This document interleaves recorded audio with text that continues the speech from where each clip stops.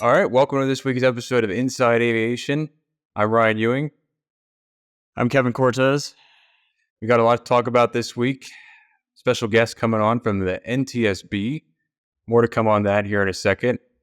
Lots more news stories this week coming up, especially on the Boeing side of things. Dude, what do you have for me? Because I have two fun stories I want to talk about. But I got a few. What did you pick out? I think the first one, the top one, which is an early Monday morning announcement, is that Boeing CEO chairman is out of a job. Well, will be out of a job here in a couple of months. And Boeing Commercial Airplanes CEO and president Stan Deal will also be out of a job effective immediately. That was a big news story earlier this week. A lot of pressure from airlines and shareholders to affect a leadership change on the top of Boeing. Let's just say that one was not too much of a surprise. Have these two been with Boeing throughout the 737 MAX saga, or are they? Yeah, newish? So Calhoun, Dave Calhoun, who was originally brought on to help kind of smooth things over after the 737 MAX fatal accidents several years ago, he was brought in to help improve Boeing's image and kind of turn the company around. Clearly, airlines and other stakeholders were not too pleased with that performance, because at the end of the year he'll be out of the job. What's the exit package look like for both of them? Have they talked about it? I don't even want to sit here and speculate. It's just so painful to think about, but I'm sure it's hefty. And you were saying that airlines put pressure on it, and it's funny because they kind of caused this problem, by putting pressure on Boeing. Oh yeah, for not creating a new clean sheet design. Yeah, airlines do airline things sometimes, and they certainly, a lot of CEOs of U.S. airlines put a lot of pressure up on Boeing to affect a leadership change. And of course, Stan Deal, the commercial airplanes guy, they framed his exit as a retirement after over 20 years at the company. But I think retirement most of us can read between the lines immediately. Yeah, right. Dude, that's not a bad deal. But can you talk a little bit about Ryanair's CEO and his fun little video he tweeted out? Oh man, yeah, he really was. He's always been certainly a voice in the industry, but he said it was basically time for Stan Deal to go. That's a hard-hitting punch right there, if you ask me, from one of your largest customers, certainly your largest customer in Europe. Speaking of Europe, Airbus. No, sorry. No, I saw Airbus talk, I think it was the day before, talking about what's happening to Boeing is not good for us, because it's not good for air travel, and it's it just hurts everybody, which I thought was a really perfect thing to say in this climate for them, because they can't really go after them, but they also can't just stand by and be like, oh well. Yeah. No, I thought it was a really nice response to, just from a PR standpoint. It was very, very diligent and polished response. But speaking of Europe, by the way, did you hear about those new self-driving buses? Yeah, I slacked to you about it this morning. Yeah. I was like, how long until one of these self-driving buses crashes into a 737 MAX and Boeing's blamed for it? Right. Well, what airport are they at? They're in Germany, in Amsterdam Schiphol, and they're pretty limited use, it sounds like, where they're just testing them out on the ramp area for moving cleaners and ground handlers around. But still, I think it's really an interesting concept, because I don't know if you were a ramp guy, you've driven out on the ramp before. It's a lot of movement out there, a lot of stuff going on, bag carts, planes, engines, and having a self-driving vehicle, that's interesting.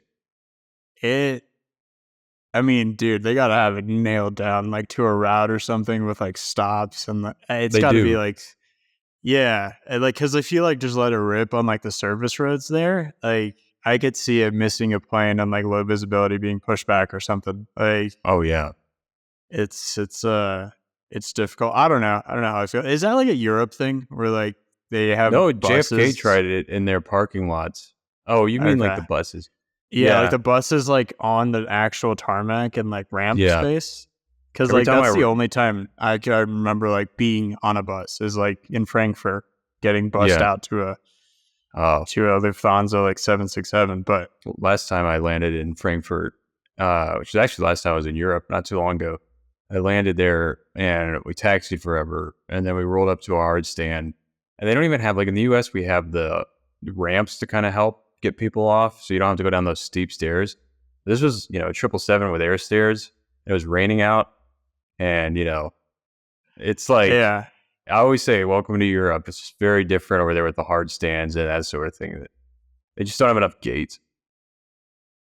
Yeah, why is that? Just like older airports not to get too off No, track here. it's just the European way, cost savings is, I'm certainly a hard stand's a lot cheaper than a jetway that breaks and so many, mechanical components of it. It's just really interesting. I every time, I land in Europe, I'm like, all right, we're here. Get that fresh air. I guess, dude. Speaking of fresh air, I have a fun story that I think went under the radar a little bit. So like No last pun intended. Monday, no pun intended, of course. Last Monday, March 20th, I think it was. The Tennessee Senate passed a bill prohibiting the intentional injection, release, or dispersion by any means of chemicals, chemical compounds, substances, or apparatuses within borders of this state into the atmosphere with express purpose of affecting temperature, weather, or intensity of sunlight. And then it goes on. Basically, the point of this bill is not only to like ban the stuff that's going on, if there's any, like, or in the future, and then also get the federal government to tell them if they've done any of these geoengineering experiments in Tennessee, which is kind of insane. Dang, Like they finally caught the on. only Crap. I know, right? There's too many means. First off, like how much time do they have on their hands? Like, are they actually serious? Like, I kind of want to get somebody on and talk about it. Like, is this for real? Like, or what's the purpose of this? Yeah, I mean, come on. I don't even know if we need to sit here and like pretend, because we all know that there's no apparatus on an airplane to disperse chemtrails into the air. I mean, It would take so many airplanes, dude, to like even affect temperature or any type of sunlight. Like, I mean, this isn't Dubai where they make clouds so it can rain. Like, well, they don't even make clouds. They do cloud seeding. We do that sometimes too. Cloud seeding, like that happens all the time. NASA guy. All right. But that's not like chemtrails. That's like I just like what's the point of this? Is my whole thing. And like with any legislation that comes up about aviation where it's like has no basis in like truth, it just like screws us a little bit. Like just a little bit every time. And we got like, there's always like bigger problems to deal with. Air safety concerns sometimes. You're going to hear more about some of those here in a little bit, but I think some of the here's the other problem, is that states are very limited on how they can regulate aviation activities, right? Because that's usually done by the federal government. And sometimes, yeah, dude, you can tell the mayor of Chicago that. Well, sometimes, they find ways to regulate it, to pretend that they're doing something, perhaps. Yeah, which is like, this is kind of, weird. Like you could stretch it, like if it did go through, you could have an argument being like, hey, dude, like when you're like fumigating crops or any of that stuff, like that could be considered chemtrails. Yeah. But that would affect that. But just to close this off, there's a Harvard University report about this, about chemtrails, which, if you believe in chemtrails, you're not going to believe a Harvard University report. If such a program existed at the scale required to explain the claimed amount of chemtrails, it would require tens of thousands, perhaps thousands of aircraft, tens of thousands of people to be able to pull this thing off. Anyway. Yeah. Or, photographic evidence of planes doing it and not just contrails. But some people will say they have photographic evidence, just like they do of UFOs. All right, dude. But we'll have the UFO episode where we can debate that. But speaking of hysteria, the last thing I have is, so shout out to Ian Hoyt, who brought this up, and kind of, I don't know if he started this hysteria or if it's something that's been ongoing that he just jumped on, but the GNS 430 from Garmin, so that little Garmin 430 radio, are you familiar with those, airline guy? Oh yeah, absolutely. Yeah. So those are super popular, right? Over 100,000 sold, came out 25 years ago. Like, I get it. It's a fun little device, works. One of the first like affordable GPSs with a screen that can go in GA aircraft. Garmin, of course, is saying like, dude, we're running out of parts for this. We're not going to keep making it, and we're not going to keep making parts or offer support for it. And it's like people are freaking out. And to that, I say, like, if you look at the used market for these, it's like maybe a couple $1,000s off of like a new equivalent, obviously way better, like Garmin, like a G650 or 750 that you. I just don't get like the hesitancy with, like, I get the price part of it, but like if you are like an aircraft owner or a flying club, you already have like a reserve for like maintenance and upgrades. I just don't get the I think most of the hesitancy is they just don't want to learn new systems. Well, and that's just like my hot take on it. It's like any tech-based company, right? At some point, the infinity of the item, the product runs out, right? Apple's done it.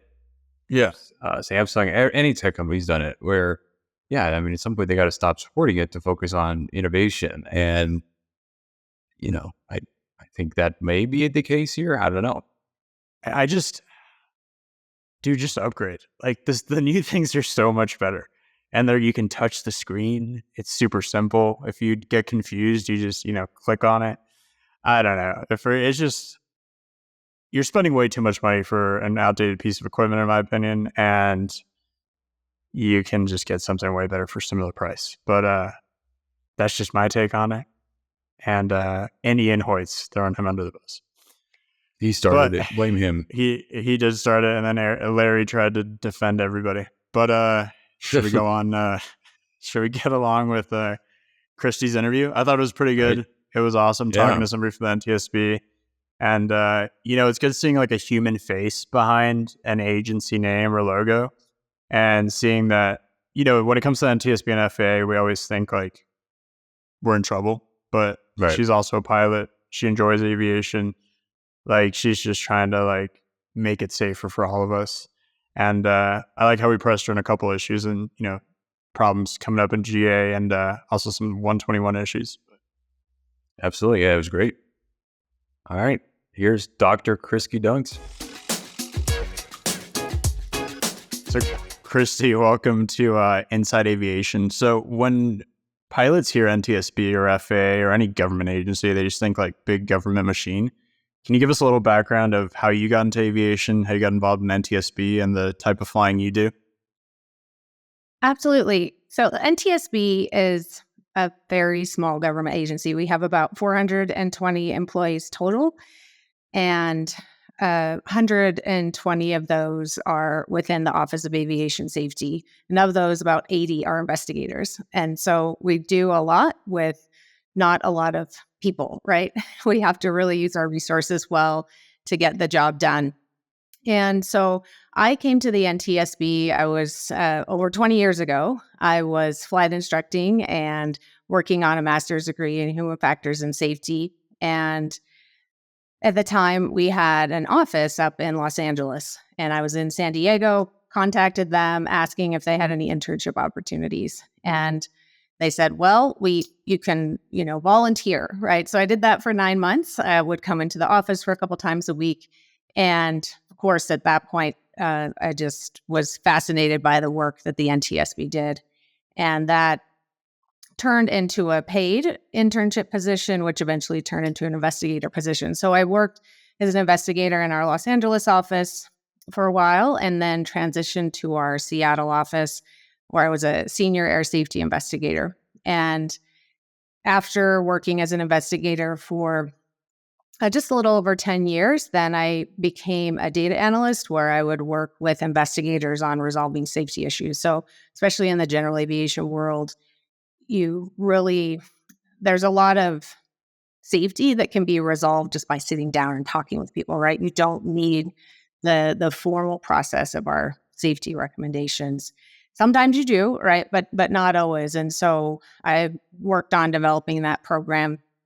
And then from there, became our first business process manager, where I improved our investigative practices to make them more efficient.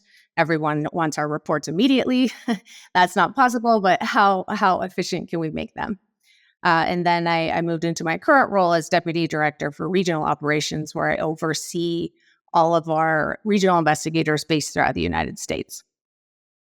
And what regions are those? How is that broken up for you guys? Sure. So we have regional offices in Alaska, in Anchorage, in Federal Way, Washington, in Aurora, Colorado, which is near Denver, and then in Washington, D.C. at our headquarters. Nice. And so I guess investigators are dispatched out of there, if there's an accident in that region, just kind of how it sounds like. Yes. And for many years, way before the pandemic, we have been using telework. So because as an investigator, right, you're traveling so often and on the road, it really is efficient for us to use telework as a tool, right? And it's a benefit. I mean, if you're going to be traveling all the time for work and responding to accidents, being able to live where you want to live is a good perk. And so we have investigators based from our offices, but we also have many investigators that work remotely. So Kristi, I think I'm a little rusty on this, so you're going to have to remind me and the audience too about the different ways that the NTSB categorizes incidents and accidents. You want to share a little more on that? Yes, absolutely. So we are required, it's part of our mandate from Congress to investigate all accidents. So anything with substantial damage and or serious or fatal injuries, that's how we define an accident, right? We all know that from the regs. So accidents, we do all of them. That's about 1,200 cases per year now. It's been pretty consistent these past few years. And then with incidents, we do those based on the safety risk involved. So because of our staffing, right, we don't have a lot of extra resources, but we may open an incident investigation if there is a significant safety risk. And we can, with an incident investigation, you're dealing with an intact aircraft, you're dealing with flight crews you can talk with. So there really is a lot more information. So depending on the circumstances, we may or may not pursue that. Got it. So Kristi, a little background for you. I used to work at AOPA, so I was pretty close with the Air Safety Institute guys. And I know in recent years, there's been kind of an uptick in GA incidents and accidents. Do you know what trends are appearing in general aviation that are causing that, and anything that's being recommended to mitigate those risks? Sure. So the overall accidents are kind of, we slowly see them going down, right? It's not a significant drop. We had they used to be up around 1,500 and then they dropped to 1,200 where they've kind of been, averaging, right? for these past few years. But we do see the same types of accidents. So the loss of control in flight remains a significant issue for general aviation. So over 40% of accidents, right? And that's a real stickler. That's a hard one to move. And we work closely with the General Aviation Joint Safety Committee, which AOPA, of course, is a large part of, along with the FAA, the General Aviation Manufacturers Association, Experimental Aircraft Association, right? And many other industry groups are all working together to say, how can we get these types of accidents down? And I think when you look at the loss of control accidents, right, they're kind of many times basic piloting errors, right? So stalling aircraft at low altitude, those takeoff and landing events, those critical phases of flight where if you do make a mistake, you don't have time to apply those stall corrections you learned in your training, right? And so improving that basic knowledge of foundational knowledge in pilot training, I think on stalls, stall characteristics, why we do stalls in our training, and when you might see them when you're out flying your aircraft. Yeah, that is something that, we're constantly drilled on, and it sucks that it's still an issue. I'm out in Colorado, so it kind of happens more often than not, just because of the high altitude. Right, the performance of the aircraft. Yeah. I think the other issue too, when we're looking at fatal accidents, is the loss of engine power. Undetermined loss of engine power. That's another significant category for us. And at the NTSB, we've been really focusing on trying to chip away at that, right? Try to dig into that a little more and see what we can find. So as an agency, we've further refined our practices, right, for loss of engine power events to make sure that we have a minimum standard that we're meeting and then go from there, right, based on the investigation. We're also in the process, we're hiring our first piston engine specialist investigator. And so that person will be a subject matter expert for us in piston engines. And so we're really excited about that. We hope to have that person on board here very soon. That's awesome. So looking a little bit to the future, has the NTSB laid out any safety concerns they see emerging from eVTOL or all this urban air mobility movement? For us, we respond to accidents, right? So for us to kind of forecast on things that haven't happened, that's really difficult for us to do. However, we recognize that this is an area and an industry that's coming, right? It's already here, right? It's just how that integration is going to happen into our airspace system. And so as an agency, the Office of Aviation Safety within the NTSB, we created a new position. It's the Chief Technical Advisor for Space and Advanced Aerospace Technology. And so that role is Joe Sedor is serving in that role. And so he keeps up to date on all of the current movement with the different sectors and then communicates this information to our investigative staff. And so we also have plans in place, right, for when accidents do occur, who within our agency will be investigating those accidents, how we will use our traditional methods of investigation to conduct those, and then how we might incorporate the new pieces of information that come with those types of vehicles. Got it. So just to go back on that title real quick. So the space part of that title, would that, address rockets and all that, or what is that? So so we have all of our space investigations are handled by our GO team, which is our AS-10 division based in Washington, D.C. So any space-related events, they evaluate and do those investigations as needed.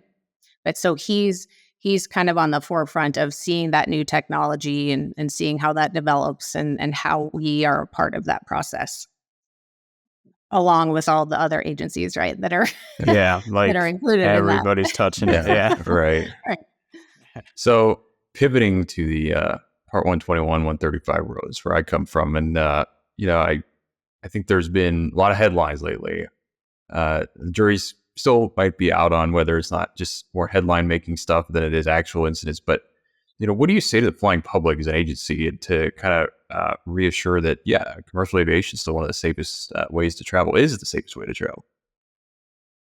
Yeah, I think there's been some folks, that have done data analysis, right? Recently, I've seen a few news reports out there, but I think if it's easy to be swayed by headlines, right? When you wake up every day and see those, but when you look at the data and you see how that compares to driving on the highway, right? There's a significant difference and a significant difference in risk, and so I think going back to the data, I think really helps us see, but it's still, when you kind of see these repeated headlines over and over, I think it is kind of hard sometimes to get past that. Yeah, absolutely. I think, one of the emerging trends in the commercial world is, the freshness of the workforce. We're coming out of COVID, and, one major airline the other day said 25%, over a quarter of their staff were new hires since COVID. Do you all see that as sort of a emerging safety trend as people are learning new environments? And then how does that fit into recommendations on training programs? Yeah. So we, in our, or at least in my discussions, with industry, when I'm out at conferences and things like that, that's a huge topic. And of course, that's something we are always evaluating in any investigation we do, right? But now we're at this unique time in the industry where we have, not only operations and maintenance personnel, but even aviation safety personnel, right? Folks in aviation safety programs and operators, and even at the NTSB, right? We have a lot of people moving within and between organizations and then into, right? So you have a situation of kind of newer staff, but then also this green on green, right? Where you have two, Haven't heard that term in a while. right.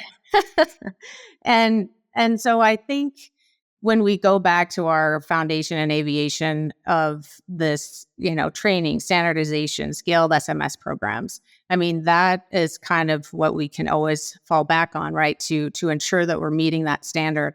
I think that tricky part is for us as an industry to recognize, right, where those systems may need additional support to support those situations where we do have an influx of new,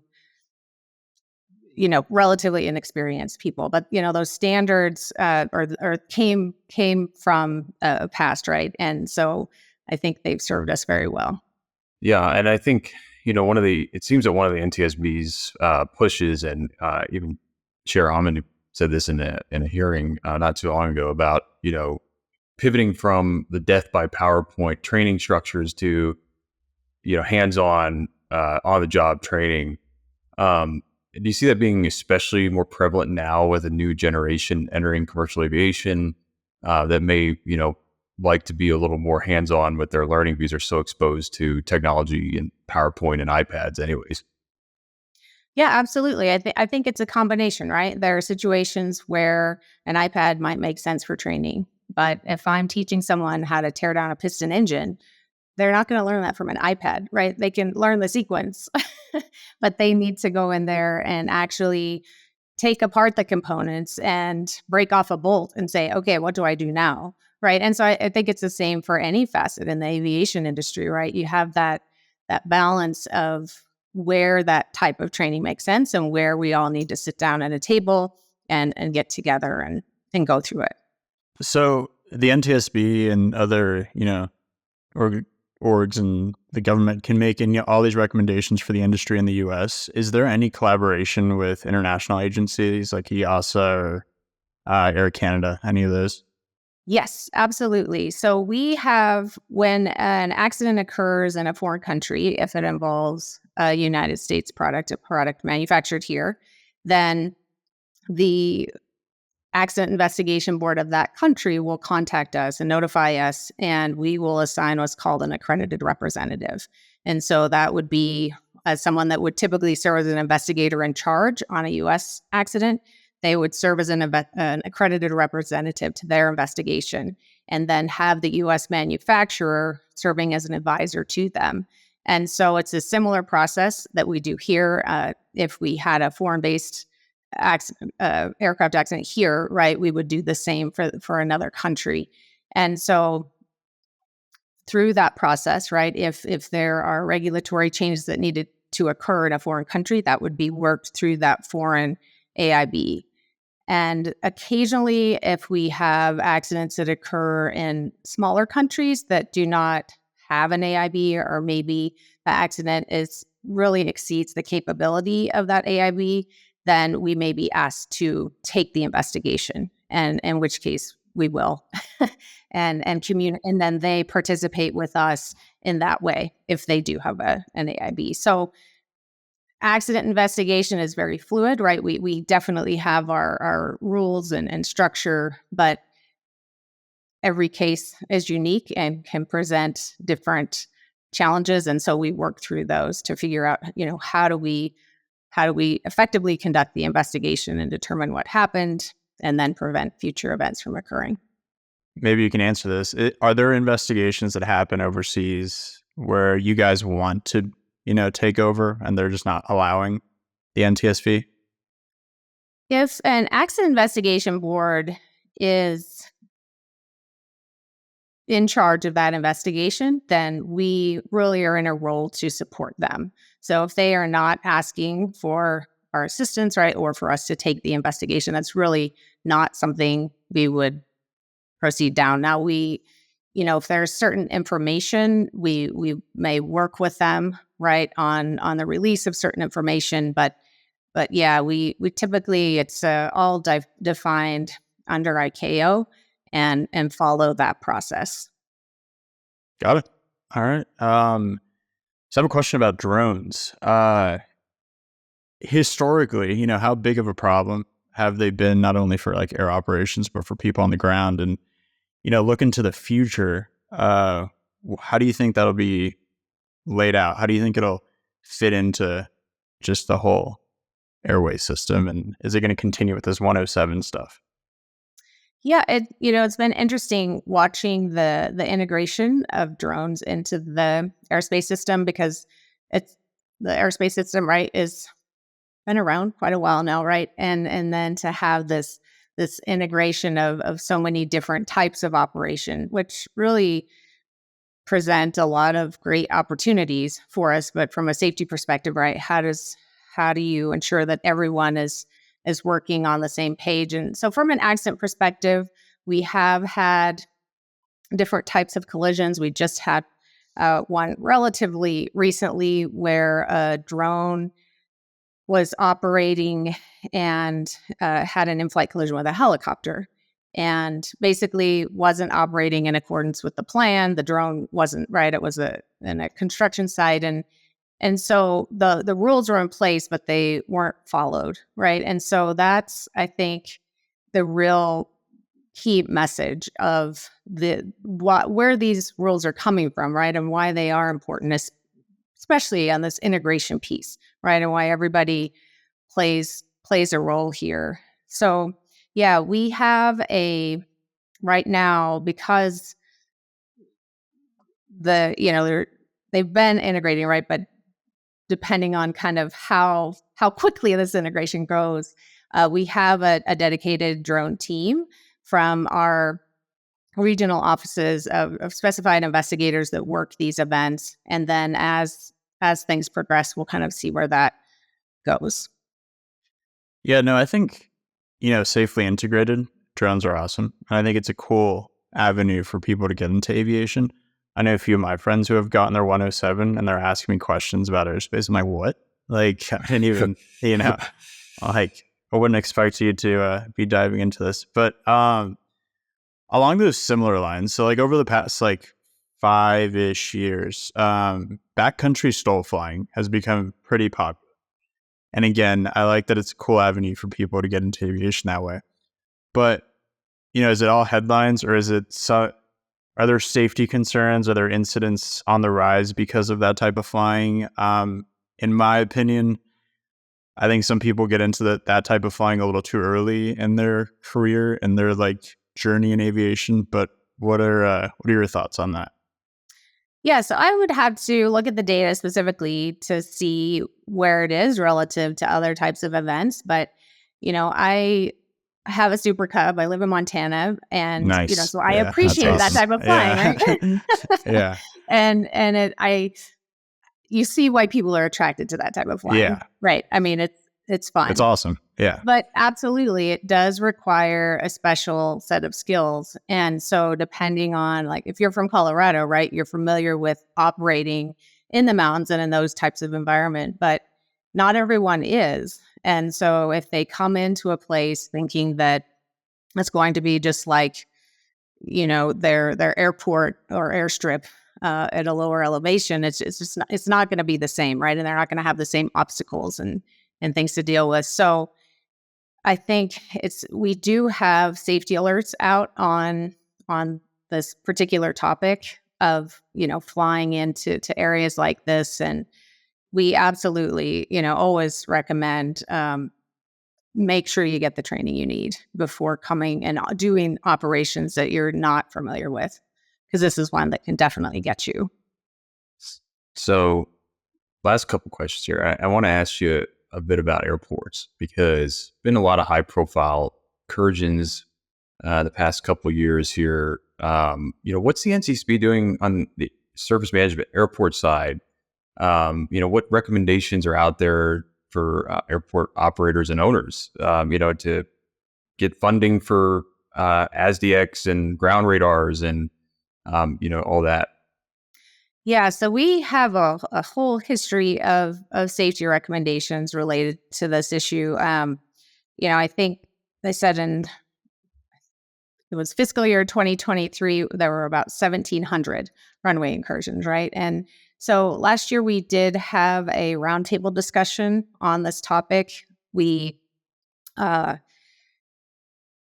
the good news is, right, we don't see those numbers going up right now. So I think whatever's in place is, and the FAA has made a big effort to make some changes and have these discussions, right? And so I think we will be completing some of our investigations, our runway incursion investigations that everyone saw in the news.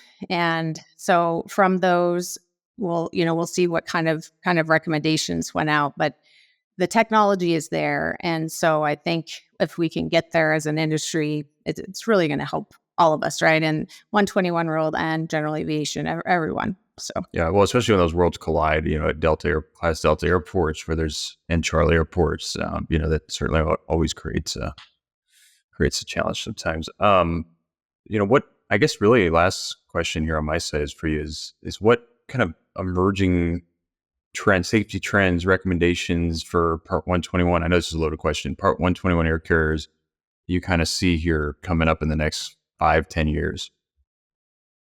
Well, I'm not sure on safety recommendations, but as far as kind of where we are seeing upticks, and this is not new, but we do see increases in turbulence events. And I think it's a really important reminder to people when you're flying on the airlines, right? To listen to the flight attendants, flight crew, and that we think that, we can move and there really is a reason, right? Where you should be seated and with your seatbelt fastened. And so as we see this uptick in injuries, that we'll see where that ends up. But we just always want to encourage people to follow the instructions, right? When you're on a flight. We've also seen a bit of an uptick in ground-based events, and many times those don't end up falling into the accident category. And so those would be investigated by airline safety programs. But those are just kind of a couple of the areas that we've recently seen in the 121 world. Interesting. Gotcha. My final question is, what advice could you offer to somebody who wants a career in the NTSB, or even just wants to contribute to aviation safety outside of a government agency? Yes, so we do have investigator positions open right now. So I would encourage folks to go to usajobs.gov and search for the NTSB. And we have the first two positions listed. One is air safety investigator, one is aviation accident investigator. And those are the field investigator positions that I've mentioned. We also have several of our aviation engineering positions open within our office, and many other positions agency-wide as well. So definitely encourage folks to do that. If someone is interested in a career in aviation safety and they're preparing for that career, we have two pathways as far as the field investigators. One is for people that have flight experience, so baseline at 1,000, and it goes up from there. And any sort of safety program management experience you have is going to help you as well.